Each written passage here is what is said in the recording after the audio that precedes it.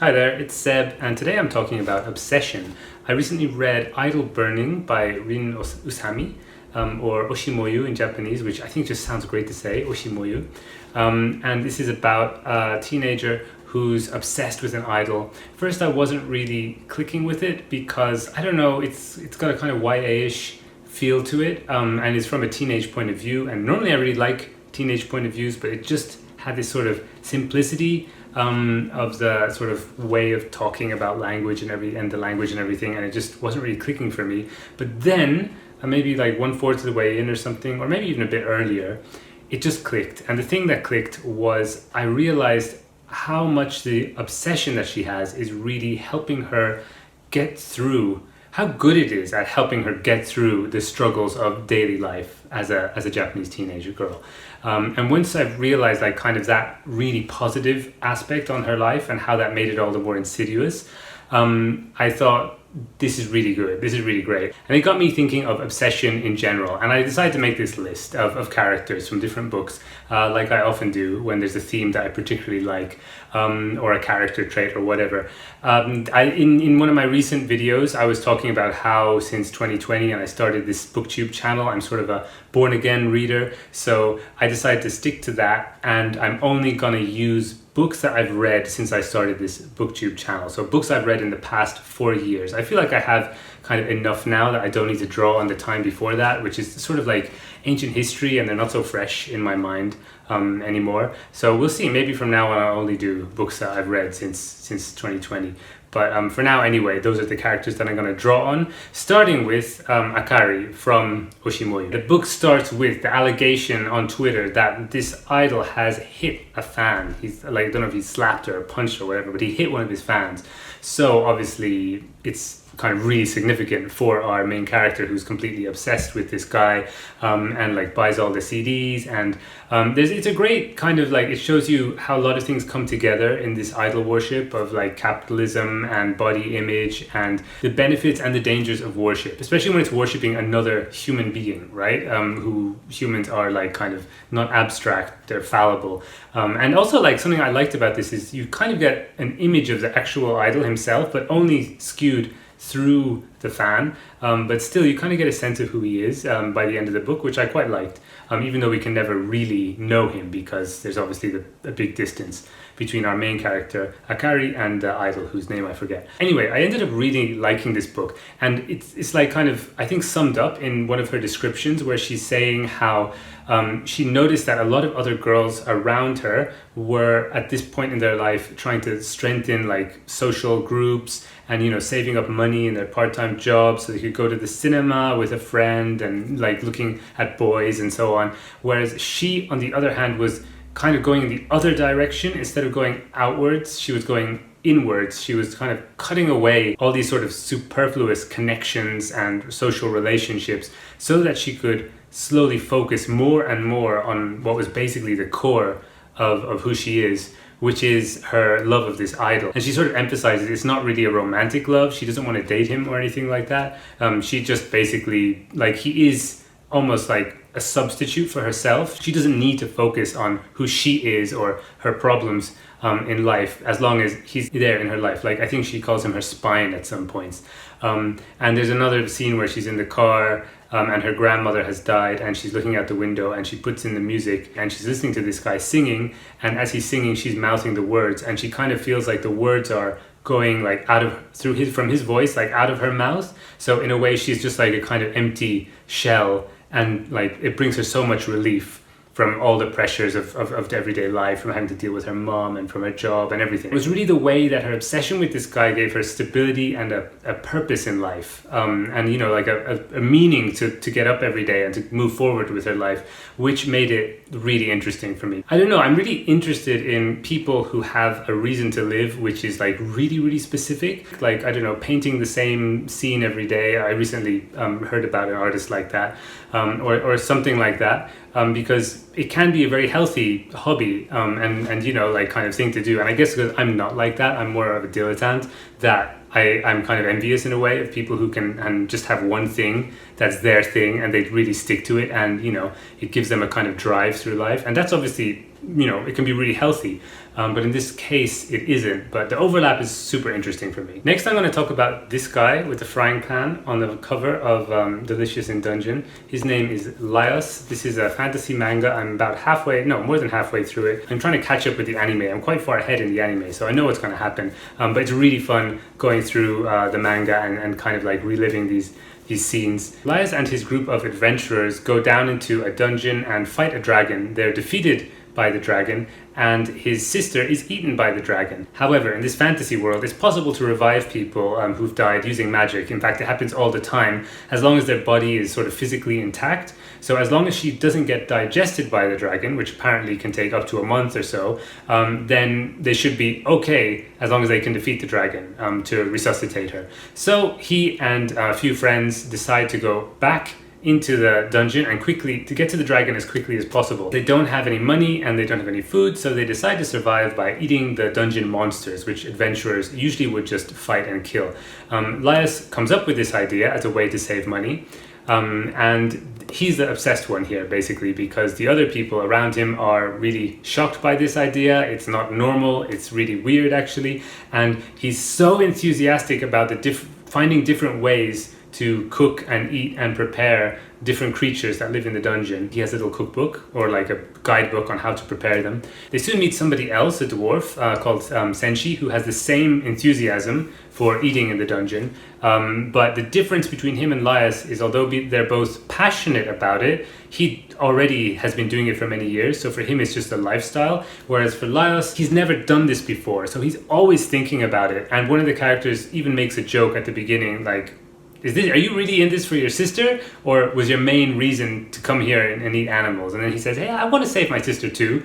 So from the beginning, we know this is really lighthearted, and save the sister from the dragon being digested kind of ironic framework is set up as a kind of a joke that you don't really need to think about. It's just the plot, it gives them a reason to be going somewhere. The point of this is that they're going to go and cook things as they go. And one of the great things about this is that it really lulls you into a false sense of security. But I'm going to not say anything else more about that now, because this is about obsession.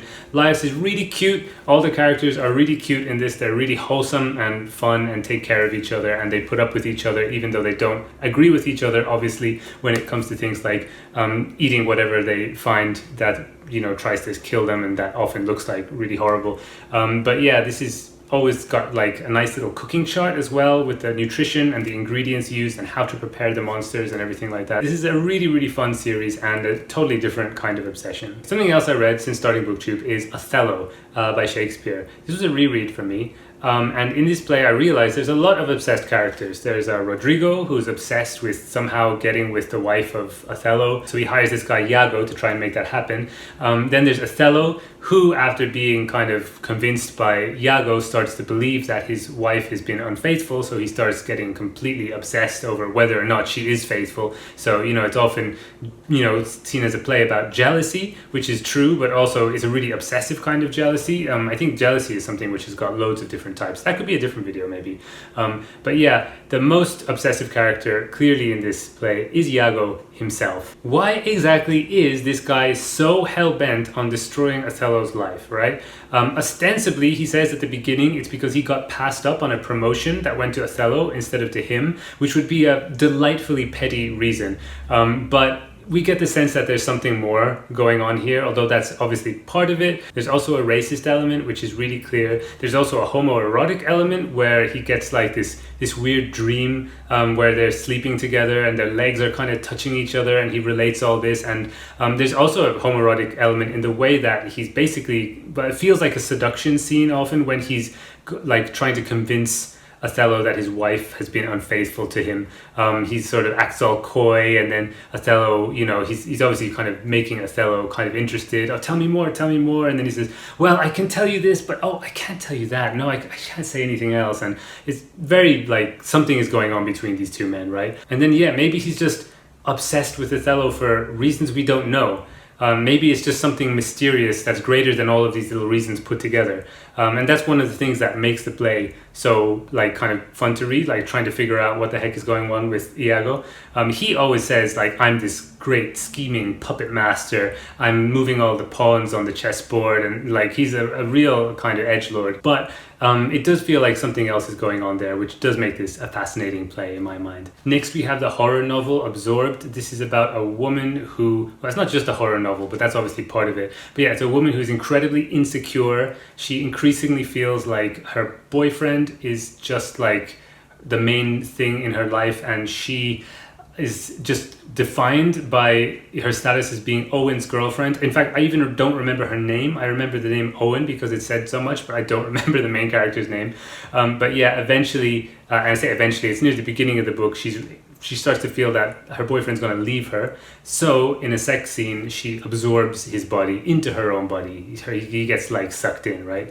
And then that's it. Like, she's really shocked and she doesn't know what to do, and she doesn't talk about it directly, like what happened physically to us that much. So it does feel like it's sort of a metaphor in a way. But she, in any case, the boyfriend doesn't exist in this world anymore except for inside of her body, whatever that actually means. It's kind of up to us to decide, I guess. The good thing about this novel is that it's kind of one of these disaster woman novels, where like she's a millennial and she's dealing with the stresses of her life and her job and everything going on in the 21st century. But she also, it's very much about an emotional and psychological kind of reckoning that she's having. A reckoning that she's having with herself, and her relationship with her boyfriend, even though her boyfriend is no longer in the picture. He's just like kind of something that's, you know, inside her. But yeah, we understand that for so long, from flashbacks and things, we understand that her self-worth has been inversely attached to his success. That when they started going out, it was kind of equal playing field, but you know, gradually he's been becoming more successful and getting promotions in his job and meeting new people and so on. And she's started to feel like she doesn't matter anymore to him or to anybody. But now that she has him and all his perfectness inside of her, she feels that she actually has like a rock or a core, kind of similar to Akari in the first one. She feels like she has something to go on, and she starts to become more confident in herself as the story goes on. So yeah, it's interesting. Even though she like eats him at the very beginning, her obsession doesn't disappear at all. She just keeps on like kind of evolving in her relationship with him, in her mind, and that changes who she is as a person. And yeah, she kind of becomes in a way a more confident person, but then in other ways a more anxious person. And yeah, she's a very messy character. Oh, that was by Kylie Whitehead, by the way. If I forget any of the authors here, I'll put them down in the description box underneath this video.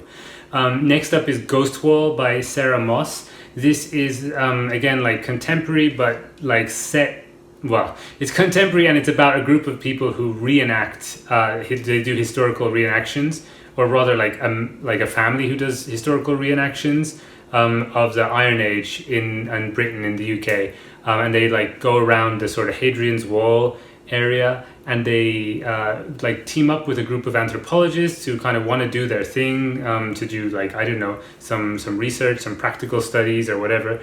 So it's a group of students and this family, and it's all from the point of view of the daughter of the father of the sort of Iron Age reconstruction people. So they live as though it was the times. They wear the kind of clothes, they use the tools, they cook things and they hunt things and whatever, to get a feeling of what it would be like to be living as a native Briton, I guess it's called. And the obsessed person here isn't the main character, it's the antagonist, like Iago was actually. It's the father of our main character, and he's kind of really into what he does. It's like obviously not just a hobby for him, it's I was going to say obsession, it's a way of life. And it's something that, you know, obviously he lives more fully when he's doing this, but he's a really sort of tyrannical patriarch, and like he hits the wife, and I think he hits the girl as well. Like, I thought he was a bit cartoon villain, a bit sometimes, although like another part of me was saying, yeah, but there are people actually like this. It's not unrealistic, you know what I mean? It's just, sometimes, you know, fiction needs to be a little bit different from real life, I guess, when it comes to the depictions of people. Some real people are just like cartoon baddies. But anyway, that aside, like, he's a really terrible person, but I guess the interesting thing in the book is how he sort of rules over this little group and keeps on kind of dragging them more and more into his vision of like, this is how you live, this is how we are, we're not in the 21st century, we're actually in the Iron Age, and there's different rules here, and the kind of the clashes that he has with the university students who are obviously way more liberal, and often like from the south of England and so on. You know, he clashes with them, and then he takes it out on his wife and child. So that's kind of interesting. It's kind of a book about nativism, I guess, and some of like the tensions and fractions in the UK before Brexit and during and I guess after. I didn't love this one, but there was a lot of fascinating stuff to sink your teeth into. Especially, I think that I like the idea of, you know, enacting and performing a role so many times that it starts to become your reality, and you start to forget what existed outside of that role, especially when the roles are dictated to you by a sort of director who is, you know, obviously has power issues. Next is, I forget his name. This is kind of annoying. Actually, I realized that I don't, usually I put the names for the characters who I'm talking about, but in this case, I can't remember anybody's name. I just remember their obsessions. But anyway, the book is The Temple of the Golden Pavilion by Yukio Mishima, and the main character is based on a real historical person who was an acolyte at this famous temple in Kyoto, and he burnt it down because basically he was completely obsessed with it, right? It wasn't so much that he was trying to make a big statement or you know, just like commit a meaningless like act of arson, but it's more that he had some sort of deep psychological connection with this you know, heritage building in Japan. Again, in this book, the nature of this obsession is hard to pin down because it's something that transforms and changes psychologically. It is the point of this book. Like, what does the Golden Pavilion mean to this young man? He has a stutter when he's growing up, and that like kind of impacts a lot of like how he sees himself and how he relates to the world.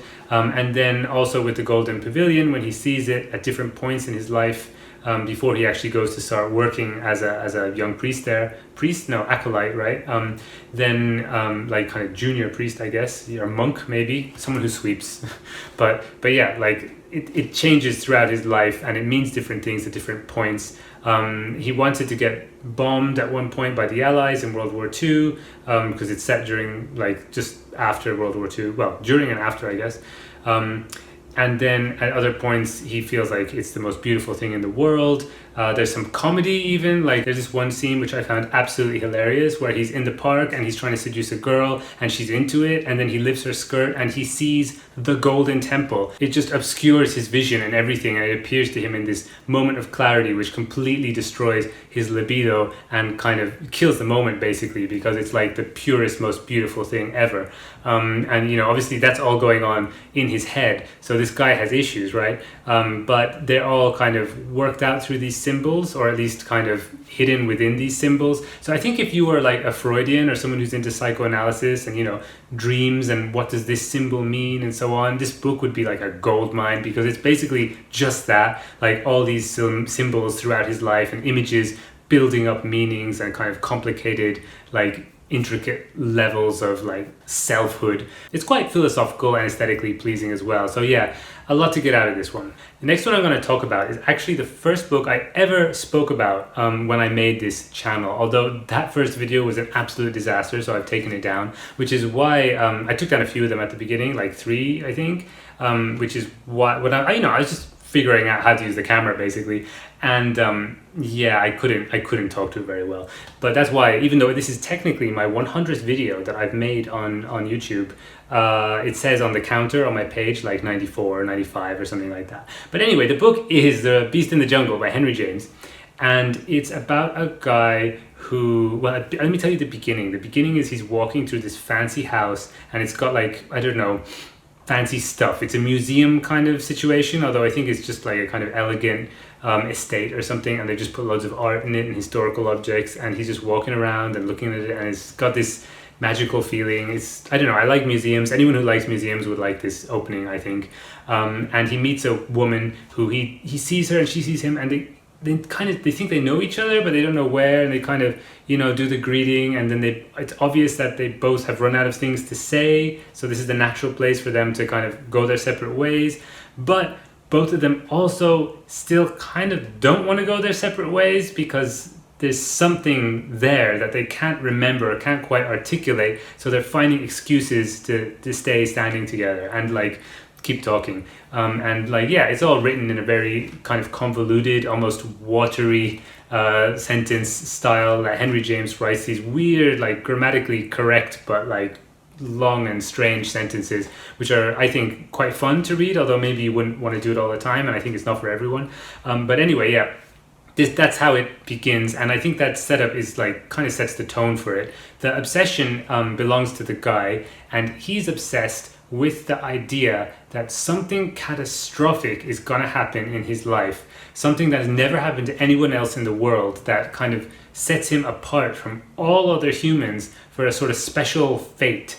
And it sounds ridiculous and really narcissistic, and so he doesn't tell anyone about it. But in fact, he once told this woman about it, and that's why they actually did meet in the past, and they kind of quickly realized that is the thing that they share in common. So basically, it's a story about two people who share the same secret, but neither of them really know what the secret is. And I think that's a great premise for a novella, really. It's not a full-length novel. Writing about something huge that we can't really comprehend, something like sublime, is a great topic for Henry James. I think it suits his writing style really well, because he writes in this kind of really roundabout and obfuscating way, where, you know, the sentences are kind of twisting and turning around something that isn't quite clear. What, you know, you read a lot of words and then at the end you're like, wait, what actually is he talking about? What was just said there? And that's perfect for this topic. The feeling that you read a lot, but still the key thing is unstated and like unknown, is really, I think, fun. Possibly frustrating, but I don't know, it really worked for me. And it's also really sweet, the story between these two people. Like the idea that, you know, most people would probably think this guy just has a narcissistic fantasy, but the woman decides she's gonna be with him for whatever catastrophic fate occurs. And don't worry, like, I'll be there no matter what it is. And there's just something really sweet about it, and like very wholesome and lovely, even though it is, I guess, kind of a tragedy. Next we have Cosmos by Witold Gombrowicz. In this one, the obsessed character, well, there's actually kind of two, I guess, although everyone is absolutely weird in this book. It's kind of like this Alice in Wonderlandy sort of surreal vibes, although combine that with the anti-detective novel. I've called it anti-detective novel before. I'm going to stick by that. I think it's a good way to categorize this. It's, you know, anti-detective in that the guy's obsessed with solving some sort of mystery. He's a student, I think. It's in Poland in the 60s, probably. It's the summer, and he goes off to, you know, go in the mountains, and he stays at a B&B, and he meets this other guy. No, I think they meet first, and then they find the B&B together. Family in the B&B is absolutely weird, but they find a hanged sparrow, like a sparrow with like a little string, and it's hanging from a tree by the neck, which is just like obviously very ominous. And they keep on looking for clues everywhere, but actually it ends up being more existential, because, you know, like I said, not detective novel, right? It's anti-detective novel. If you're looking for that kind of satisfaction of following clues to find like an answer, then you're absolutely not going to get it from this. Instead, you're just going to go further and further into this kind of claustrophobic obsession with trying to find meaning from just everything, because in a way everything points at something else. Like if you notice something, then why did you notice that instead of other things? There must be a reason behind that. Like there's scenes where he's just sitting at the dinner table and they have the conversation with the people, but at some point he just starts noticing things that are going on around the table, like the way that somebody puts down their butter knife, or the fact that someone keeps repeating a certain word, or the fact that, I don't know, there's like a crack in the paint on the ceiling and it seems to be pointing in a certain direction. Everything starts to take on significance, and it becomes overwhelming and paralyzing. And so, yeah, those are the kind of the main things you get about from this book, that feeling of being overwhelmed by just existing, and being paralyzed by it as well. Next up, I want to talk about Electra from Greek myth. So, like, this is the version from the play by Euripides, which is also called Electra. And I think in previous versions of her, specifically like the play by Sophocles and maybe by other people as well, she's like typically this really like like archetypal filial daughter, like really faithful to her father, even though he's been murdered like when she was a baby, so she doesn't really know him, but at the same time she's like kind of always upholding his image, and you know, the fact that he should be king but he was murdered and usurped, and the idea that she would be so faithful to her father even though he's never been there in her life and just is just basically like a dead figure, I think has been used to sort of portray her in an, you know, idealized way for that specific idea of what a woman should be. In modern day psychology, there's the Electra complex, which I think is like a complement to the Oedipus complex, but basically I think it describes what we would, you know, in modern day call daddy issues, like a woman having an idealized father figure which shapes all her relationships in life and all that. So what Euripides does is what he always does so well, which is draw out the kind of ironic tensions inherent in that idea. So I wouldn't say necessarily that Electra in his version is obsessed with her father, but it's more that she's kind of fixated on the idea of what needs to happen in order for her family honor to be restored. Of course, that includes like respecting her father, but it also includes murdering her mother. Basically what happened was when she and her brother were children, her father Agamemnon came back from the Trojan War.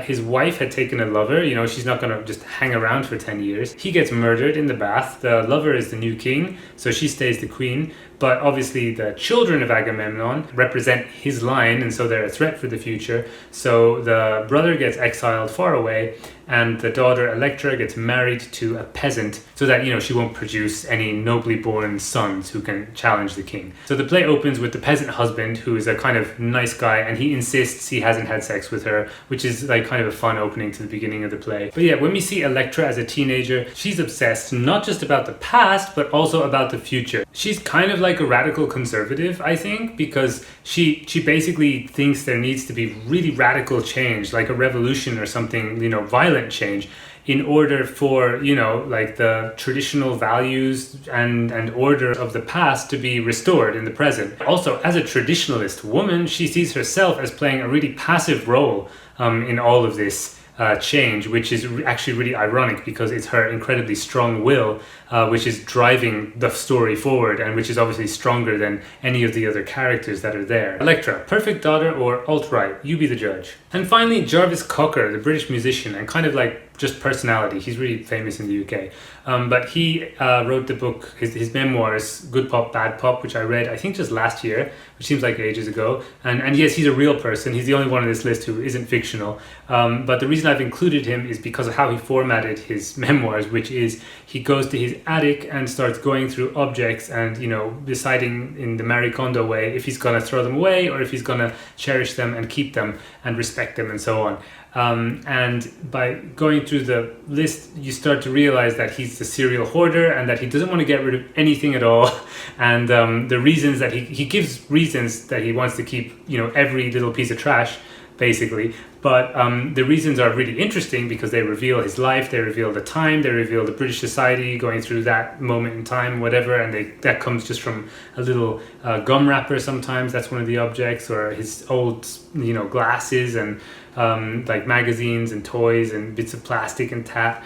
But and also some things that, you know, most people would actually find valuable, like diaries and whatever. But he goes through everything, and that's what makes the book really fun. But it's the way that he set it up so that when he's, you know, reminiscing and talking about the past, it's essentially a justification. He's like, and that's why I absolutely need to hang on to this matchbox, or whatever he's talking about. So yeah, obviously obsessive, but in a light, fun way, and I hope not in a way which is as dangerous and destructive as most of the other characters in this list. So now, please let me know, who is your favorite obsessive character in fiction, or if not favorite, then just some that you've read recently. I'd love to hear them because I think it's something that's really fun to think about and talk about and read about. I guess we all have a little bit of an obsessive streak in us, and to sort of read that on the page is fun to kind of explore, and also to see other people's obsessions like expand and explode and become destructive is something that's, I don't know, just like a constant of literature, isn't it? But yeah, I'd love to hear your thoughts below. Please leave a like if you liked the video. Thanks for watching. I've been Seb. Catch you later.